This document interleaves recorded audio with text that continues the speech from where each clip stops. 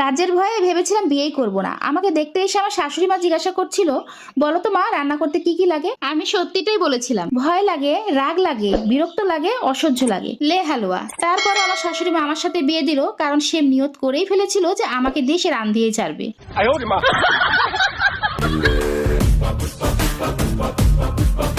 तू कांधे को उठा के चले पड़े न कोई पल्ले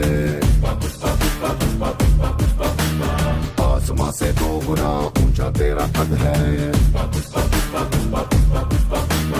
इतनी गहराई तेरी सागर की क्या हद है